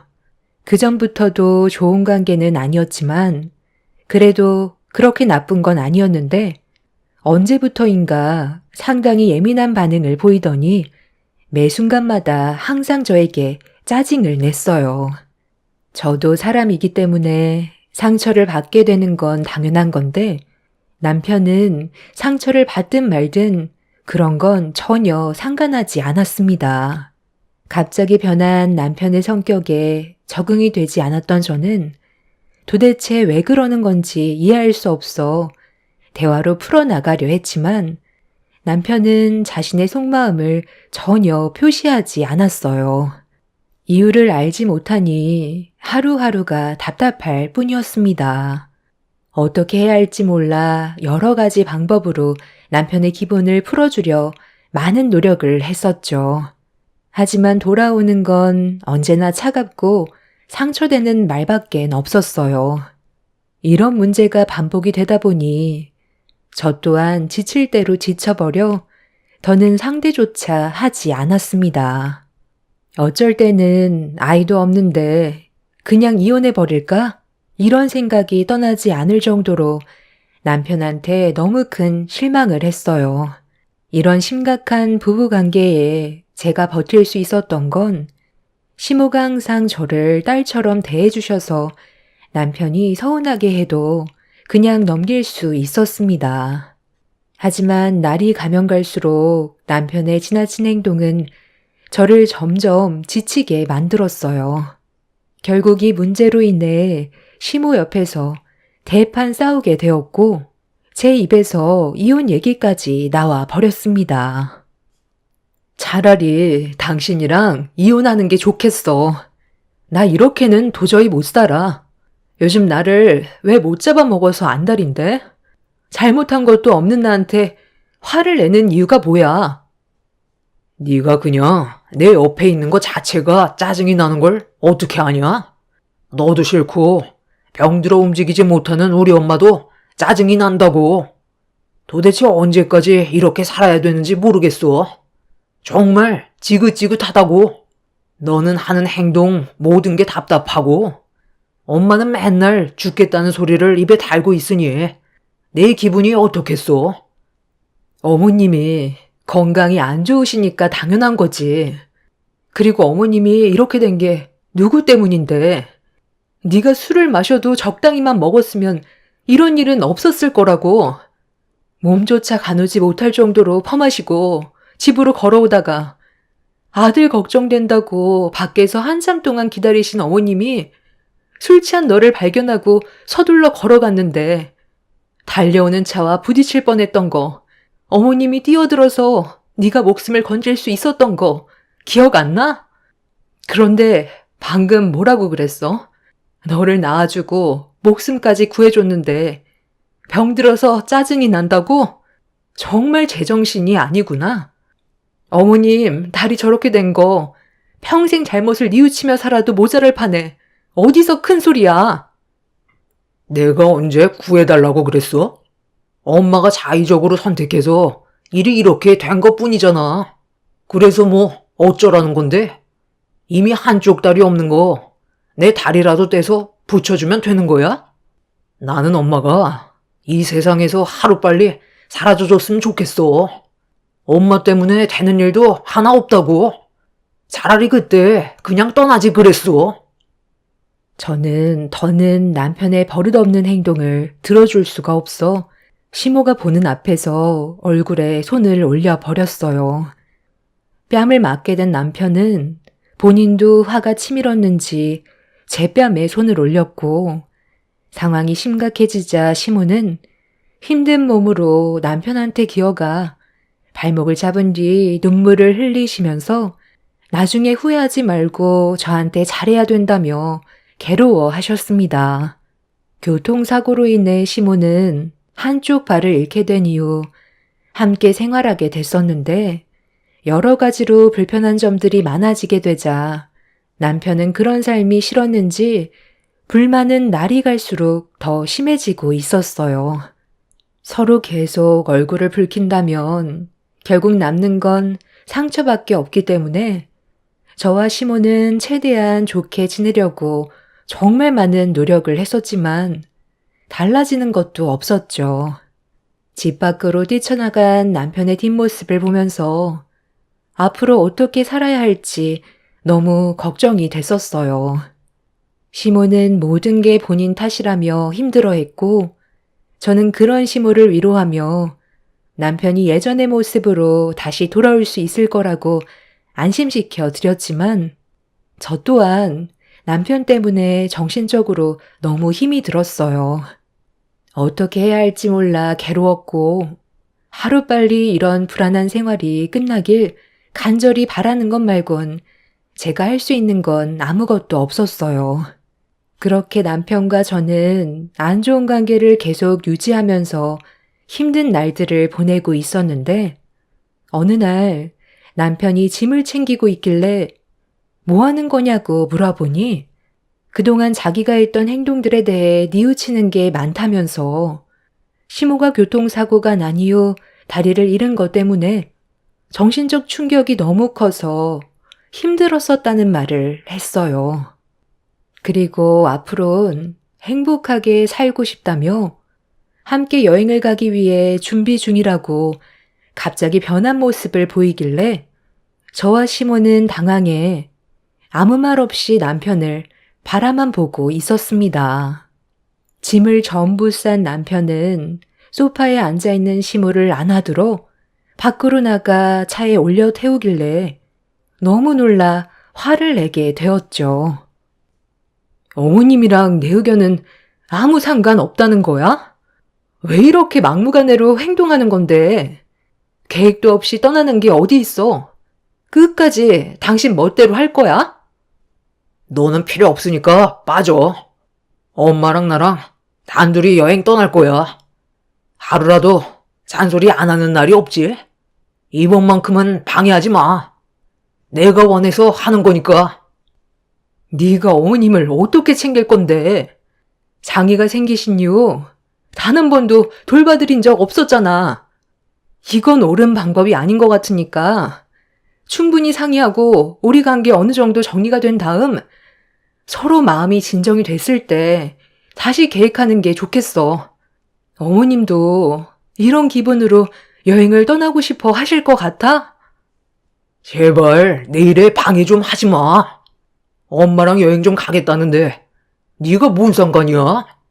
그동안 너무 못해드린 것 같아. 바람 좀 쐬러 가는 것뿐이라고. 남편은 차문을 잡고 있는 저를 밀친 뒤 출발을 했고 그 모습을 바라만 볼 수밖에 없었습니다. 시모는 저에게 걱정하지 말라면서 문자 한 통을 보냈습니다. 다리가 불편하시기 때문에 옆에서 계속 신경 써드려야 하는데 남편이 시모를 잘 보살펴 드릴 수 있을지 너무 걱정이 많았어요. 저는 시모에게 도착하시는 대로 목적지가 어딘지 알려달라고 부탁을 했어요.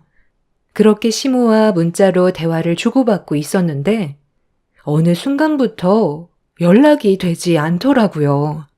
그리고 뒤이어 남편한테 모자지간 즐거운 시간 보내다 들어갈 거니까 더 이상 연락하지 말라는 문자 한 통 남긴 채 더는 소식이 없었습니다. 남편과 시모가 걱정이 돼서 전화를 해봤지만 핸드폰은 꺼져 있었고 그렇게 며칠 동안 연락 두절인 상태로 불안한 마음을 가지고 시모와 남편이 하루빨리 집으로 무사히 돌아오길 기다리고 있었는데 늦은 저녁 깜빡 잠이 들었던 상태에서 남편한테 갑자기 전화가 왔어요. 그동안 연락 한 통 없던 사람이 갑자기 전화를 했길래 너무 놀라 급하게 통화 버튼을 눌렀는데 수화기에서 들려오는 소리는 남편의 울음소리였고 오열을 하면서 병원이라며 시모가 세상을 떠났다는 믿을 수 없는 충격적인 말을 꺼내 놓았습니다. 사실이 아니라고 믿고 싶었는지 몇 번이나 남편한테 되물었고 병원의 위치를 알려주길래 서둘러 택시를 타고 급하게 병원으로 향했어요. 전혀 상상하지 못했던 일들이 눈앞에 펼쳐져 진정이 되지 않고 있었습니다. 그렇게 병원을 도착해 남편이 알려준 위치로 찾아가니 오열하는 목소리가 들리길래 서둘러 걸음을 옮겼습니다. 그리고 눈앞에 펼쳐진 광경을 보는 순간 저 또한 그 자리에서 주저앉을 수밖에 없었어요.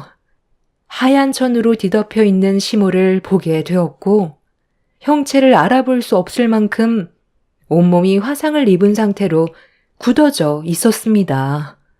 떨리는 목소리로 남편한테 어떻게 된 거냐고 물어볼 수밖에 없었어요. 지금 이게 어떻게 된 거야? 분명 최대한 조심히 다녀오라고 했었잖아. 그런데 왜 갑자기 어머님이 세상을 떠나게 된 거냐고. 어떻게 차가 화재로 덮일 수 있냐는 거야. 모르겠어. 내리막길에 잠깐 차를 세워놨었는데 볼일을 보고 돌아왔는데 차가 기둥을 부딪힌 상태로 화재가 나고 있었어. 나도 지금의 상황을 믿을 수 없는데 왜 화를 내고 그래? 엄마랑 좋은 시간 보내고 있었고 기분 좋게 집으로 돌아오는 길이었다고. 화재로 뒤덮인 차량을 나 혼자 해결할 수가 없어. 119에 도움을 요청했었는데 불길이 너무 커져서 진압하는데도 상당히 오랜 시간이 걸렸었어. 얼굴을 못 알아볼 정도로 온몸이 녹아내렸고 손을 쓸 수 없었던 나 자신이 너무 한심스러웠어. 전부 내 탓이야. 당신 말을 들었더라면 이런 일도 생기지 않았을 텐데 괜히 고집 부려서 내 손으로 엄마를 떠나게 만든 거라고. 그러니까 나중에 같이 가자고 했잖아. 당신 기분 내키는 대로 움직이니까 이런 사고가 터진 거 아니야. 내가 옆에 있어줬어 봐. 이런 일은 전혀 일어나지 않았다고. 남편은 주저앉아 오열을 하면서 괴로워하고 있었어요. 남편을 원망한다고 시간을 되돌릴 수도 없었던 상태라 저 또한 너무 큰 충격을 받아 맨정신으로 버티는 게 너무 힘이 들었어요. 결국 남편의 생각 없는 행동으로 인해 얻게 된 결과로 시모는 세상을 떠나게 되었고 그렇게 장례식을 진행하게 되었습니다. 경찰은 단순 사고사로 처리를 했지만 저는 남편이 다리를 잃은 시모가 짐스럽게 느껴져 사고사를 위장해 세상을 떠나도록 치밀한 범죄를 저질렀다는 의심을 떨쳐버릴 수가 없었어요. 하지만 제가 남편이 잘못을 저질렀다는 진실을 알아낼 수 없었기에 경찰의 말을 믿을 수밖에 없었고 정신없이 시모의 장례를 치르고 있었는데 남편이 제 팔을 잡고 휴게실로 끌고 갔어요. 갑작스러운 돌발 행동에 남편의 팔을 뿌리치며 화를 냈어요. 네가 일부러 어머님 저렇게 만들었지? 생명보험 노리고 저지른 행동 아니야? 내가 모를 줄 알아? 갑자기 어머님이랑 여행 간다고 할 때부터 의심스러웠어. 그게 뭔 소리야? 내가 왜 그런 쓸데없는 짓을 저지르겠어? 경찰들도 단순 사고사라잖아. 나는 좋은 뜻에서 여행을 간 거지. 다른 뜻은 없었다고. 이상한 생각할 시간에 조문객들이나 잘 좀 챙겨. 조금 있다가 임직원분들 오신다니까 깍듯하게 모셔. 알겠어? 느려 터지게 행동하지 말라는 거야. 그렇게 불안하면 네가 하면 되잖아. 임직원도 똑같은 사람이야. 장례식장에서 뭘 얼마나 신경 써달라는 거야. 조문객이 당신 회사 사람만 있는 건 아니잖아. 그래서 내 말을 안 듣겠다는 거야? 우리 엄마 장례식장에서 얼굴 붉혀야 되겠냐고. 계속 이런 식이면 나도 좋게 넘어갈 수 없어. 나 지금 상당히 예민하거든. 건드려서 좋을 거 하나 없으니까 저 말할 때 시키는 대로 해. 너도 우리 엄마 장래 망치고 싶지 않잖아. 내 말 알아들었으면 당장 준비해. 남편은 시모가 떠난 이후 전보다 저를 더 막대했어요. 서로 안 좋은 말을 주고받고 있었는데 밖에 상당히 많은 조문객이 찾아왔는지 시끌벅적하길래 남편이 밖을 살폈는데 저보고 빨리 나가서 조문객 챙기라고 등을 떠밀었어요. 위로해주기 위해 찾아온 회사 사람들은 남편과 대화를 주고받고 있었고 저는 정신없이 식사를 준비해 주었습니다. 남편 얼굴만 보면 당장 때려치우고 싶었지만 최대한 제 감정을 참고 억눌렀어요. 시모의 장래를 망치고 싶지 않아 묵묵히 할 일을 하고 있는데 회사 사람들과 술 한잔 걸친 남편은 많은 사람들이 보는 앞에서 저를 좋게 대하는 게 아닌 일하는 직원보다 더 못한 취급을 했어요. 그런데 잠시 뒤 회사에서 꽤 높은 위치에 있는 분들인지 몇몇 분들이 걸어오자 남편과 회사 사람들이 전부 자리에서 일어나 깍듯하게 90도로 인사를 하고 있었습니다. 그 모습을 잠깐 지켜보고 있던 저에게 남편이 갑자기 화를 내더니 뭘 멀뚱히 서 있냐고 많은 사람들 앞에서 소리치는데 쉬지 않고 일을 하고 있던 저에게 고생한다는 말 한마디 하지 않은 남편한테 너무 서운해 아무것도 하지 않았어요. 그리고 본인의 말을 따르지 않고 움직일 생각을 하지 않는 모습을 보던 남편은 충격적이게도 제 얼굴에 뺨을 올렸습니다. 그 순간 장례식장 안은 침묵이 흘렀고 저는 결국 울분을 토해냈어요. 넌 일생에 도움이 안 돼. 우리 회사 임직원분들께서 오셨는데 빨리 육개장 내올 생각은 하지 않고 뭘 쳐다만 보고 있어? 꼭 화를 내야 움직일 거야? 네가 감히 내 얼굴에 손을 올려? 이 많은 사람들이 보는 앞에서 술 마셨다고 지금 눈에 뵈는 게 없니? 너한테 회사 임원은 중요하고 결혼한 마누라는 함부로 막대해도 된다는 거야? 내가 지금 여기 좋아서 붙어 있는 줄 알아? 네가 제대로 일 처리를 못할까 봐 돌아가신 어머님이 너무 불쌍해서 장례식 도와주고 있는 건데 육개장 그거 조금 늦게 내보냈다고 내 얼굴에 손을 대? 오늘 네가 나한테 한 일에 대해서는 장례가 끝나고 고소할 거니까 콩밥 먹을 준비나 하라고. 너 지금 나 개망신 주려고 작정한 거지? 우리 회사 사람들 왔으면 내가 뭐라고 말하기도 전에 알아서 알아채야지. 어딜 감히 집안의 가장인 나한테 고개를 쳐들고 있어? 어차피 너도 끝이야. 내가 너랑 더 이상 살아갈 이유가 없는데 굳이 붙어 있을 필요 없잖아. 우리 엄마가 나를 위해 남겨준 생명보험으로 재출발 할 거라고. 술을 얼마나 많이 마신 건지 앞뒤 분간하지 못하는 모습에 남편의 회사 사람들이 말렸지만 그럴 때마다 남편은 자기가 잘한 행동인 것처럼 저에게 삿대질을 하면서 장례식장을 난장판으로 만들었어요. 앞뒤 분간하지 못하는 남편을 더 이상 상대하고 싶지 않아 자리를 피하는 게 좋을 것 같다는 판단에 밖으로 나가려는데 뒤쫓아오던 남편이 제 머리채를 잡아 바닥으로 패대기를 쳤어요. 집안의 가장이 말도 끝나지 않았는데 자기를 무시한다면서 더 난리를 치고 있었습니다.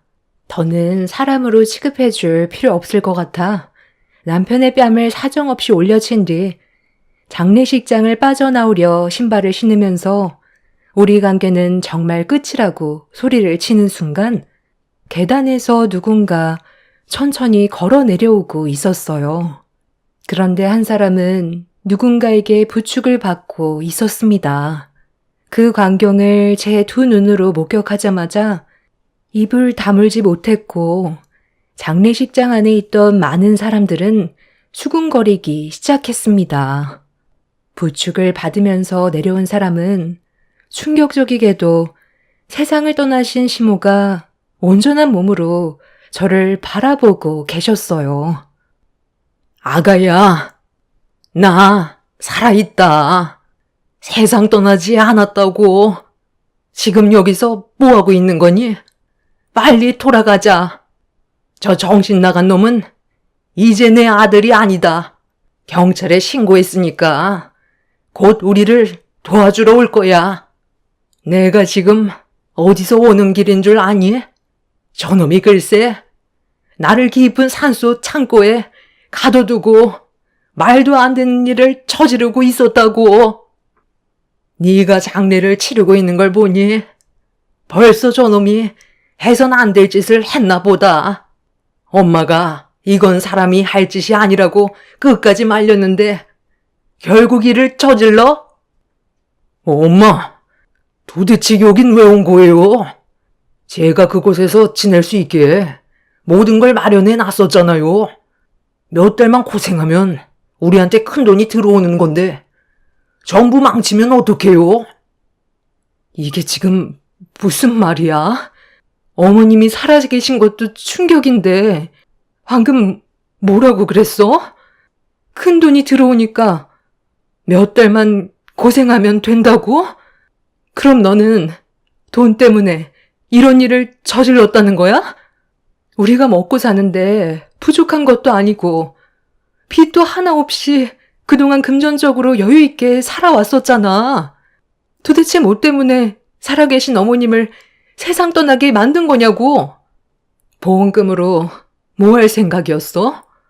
나랑 이혼까지 생각하고 저지른 이 계획.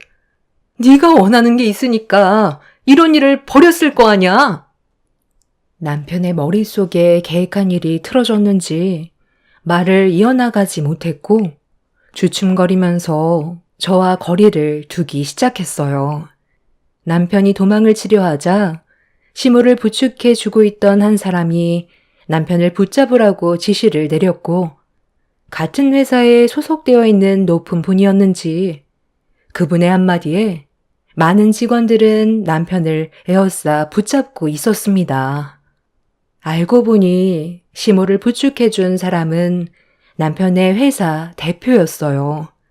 장례식장에서 목발을 짚고 걸어 내려오는 시모를 그냥 지나치지 않고 남편의 어머니라는 사실을 전혀 알지 못한 채 대표님이 직접 부축을 해줬던 거였죠.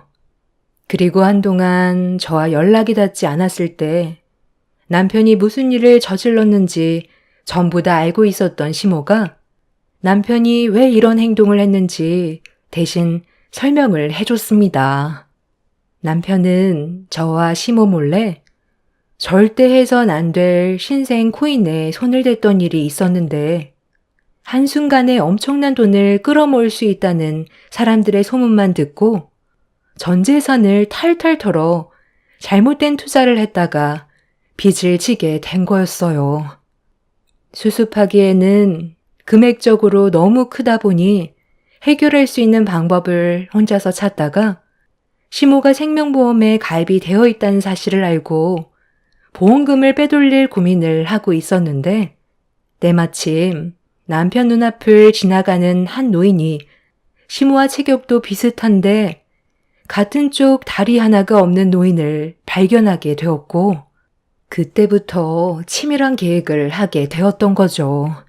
남편한테는 절호의 기회였어요. 무연고자로 가족이란 하나 없이 홀로 외로이 살아온 노인이었습니다. 뒷조사를 하면서 노인이 혼자라는 사실을 알게 된 이후 발빠르게 계획을 했던 거고 시모를 인적 없는 깊은 산속 창고에 숨긴 채 노인을 끌어들여 범죄를 저지른 거였어요.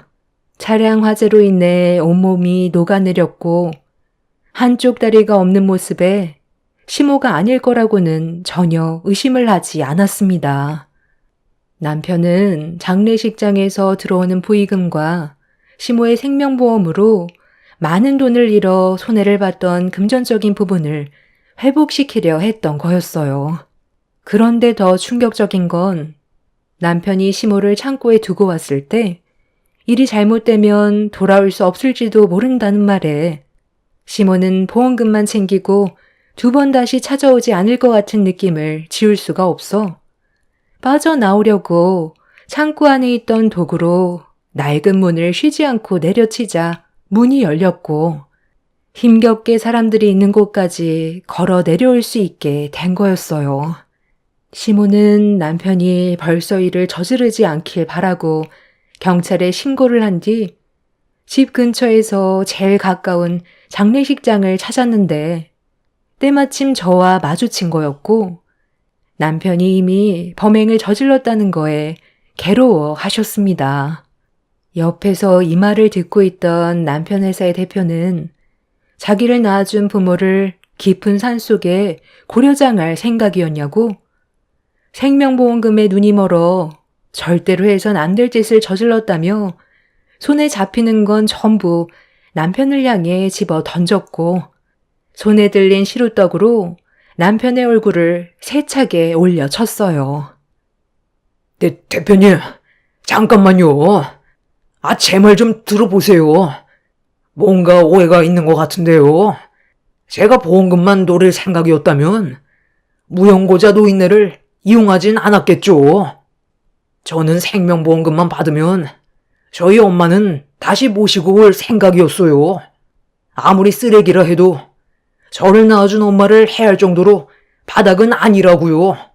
어차피 무연고자 노인네. 장례 치러줄 사람도 없을 텐데 이렇게 떠나면 좋은 일 하나 하는 거고 장례까지 해결해주니 제가 좋은 일 하는 거죠. 어차피 세상 떠나는 거 좀 더 앞당겼다 생각하면 되잖아요. 엄마, 제가 창고에서 뭐라고 했어요? 계획에 실패하면 데려오지 못할지도 모른다고 했지. 엄마가 창고에서 세상 떠나게 방치할 거라곤 말한 적 없었잖아요. 너 말 참 웃기게 한다. 아까 나한테 뭐라고 했어? 나랑도 이혼하고 혼자 보험금 탄 돈으로 새 인생 살 거라고 하지 않았어? 내가 그런 쓸데없는 곳에 돈 투자하지 말라고 그랬지? 버는 사람보다 잃는 사람이 훨씬 많다고 그냥 이대로 조용하게 살길 원했는데 결국 일을 이렇게까지 크게 만들어? 다 너 때문이야. 차라리 그냥 너도 데려가서 그 차에 같이 태워보내 버릴 걸 그랬다. 그 입 좀 어떻게 담을 수 없니? 지금 일이 얼마나 심각해졌는지 알아? 나 때문에 사태가 심각해진 거야? 네가 그 돈 때문에 저지른 범행으로 인해 이런 문제가 생긴 거고 많은 사람들이 피해를 봤다고. 저기 경찰 오고 있네. 하는 행동 보니까 아직 뭘 잘못했는지 전혀 모르고 있는 것 같은데 옥살이 하면서 네가 저지른 행동에 대해 깊이 생각하고 무고하게 돌아가신 그 노인분과 어머님께 평생 사죄하는 마음으로 뉘우치며 살아. 알겠니? 경찰들은 남편을 연행했고 시모도 추가적인 조사를 위해 같이 경찰서로 가게 되었습니다. 그리고 안치실에 있던 시모가 아닌 무연고자였던 노인분은 수사에 대한 결정적인 증거라 장례는 잠깐 미뤄지게 되었죠. 시모와 똑같이 한쪽 다리가 없는 상태에서 혼자 외로이 살아왔던 그 노인분이 사람의 손길이 얼마나 그리웠으면 남편의 게임에 넘어가 범행의 대상이 돼서 세상을 떠나시게 된 게 너무 마음이 안 좋았어요. 남편은 결국 자신이 저지른 범행에 대해 전부 인정을 하게 되면서 수사는 끝이 났고 무연고자였던 그분은 최대한 예를 갖춰 장례를 무사히 끝낼 수 있게 되었습니다. 그리고 남편은 징역 25년을 선고받게 되었죠. 사람의 악함은 한도 끝도 없다더니 자신이 원하는 걸 얻기 위해 치밀한 계획을 세우고 조금의 죄책감 없이 행동을 옮겼다는 거에 너무 큰 충격을 받았어요. 앞으로 징역을 사는 동안 본인의 잘못을 뉘우치게 될지 그건 모르겠지만 세상 떠나게 되는 날까지 2번 다시 얼굴을 보고 싶지 않습니다. 저희 부모님께서도 남편의 충격적인 행동에 많이 놀라셨고, 제가 큰일을 당하지 않았다는 것만도 다행이라며 저와 함께 한동안 정신과 치료를 받으셨습니다. 그리고 시모는 요양원에 들어가겠다며 본인이 직접 모든 걸 해결하셨어요. 남편과 제가 이혼을 했는데 더는 저에게 피해를 주고 싶지 않다면서 새로운 삶을 살라고 요양원 위치도 알려주지 않으셨네요. 하루빨리 과거의 아픔을 전부 잊어버리고 싶어요. 제 나이 이제 40대 초반이고 앞으로 해야 될 일들도 많은데 더 이상 과거에 얽매여서 살고 싶지 않습니다. 인생 경험했다 생각하고 앞으로 열심히 살아가려고요. 제 기막힌 사연을 들어주신 여러분들의 가정에는 언제나 평안이 가득하시길 바랍니다. 감사합니다.